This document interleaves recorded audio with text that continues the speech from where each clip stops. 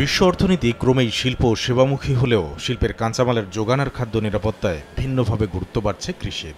স্বাভাবিকভাবেই উৎপাদন বৃদ্ধি ও নিরাপদ করা থেকে শুরু করে বিপণনের নানা ধাপে তাই ব্যবহার বাড়ছে প্রযুক্তির, যার জন্য নিয়ন্ত্রিত রোবোটিক অধ্যায়ের সঙ্গে এরই মধ্যে বিশ্বের বিভিন্ন দেশে বড় বড় কৃষি খামারে যোগ হয়েছে এআই নির্ভর প্রযুক্তির ব্যবহার। বাংলাদেশের কৃষিকেও প্রযুক্তি নির্ভর করতে কাজ করা হচ্ছে বলে জানালেন ডাক, টেলিযোগাযোগ ও তথ্য প্রযুক্তি প্রতিমন্ত্রী। If we could not have machines like combined harvesting machines in the field, then it would have been impossible to harvest our crops. So we need to mechanize our agricultural field. We need to apply robotics, IoT technologies with data analytics, machine learning, and artificial intelligence.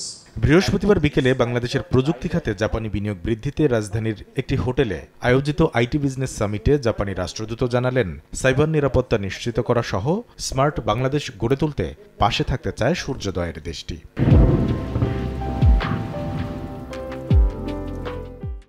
Japan has been cooperating Bangladesh in developing the ICT Master Plan 2041. The Master Plan shares the clear vision of how ICT technology can be better utilized.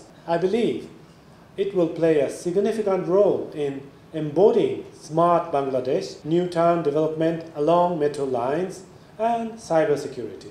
উদ্ভাবনী উদ্যোগে দেশি বিদেশি বিনিয়োগ বাড়াতে ব্যবসায়িক প্রতিবন্ধকতা দূর করতেও প্রযুক্তির ব্যবহার বাড়ানোর তাগিদ আসে সেমিনার থেকে। কামরুল হাসান সবুজ, সময় সংবাদ, ঢাকা।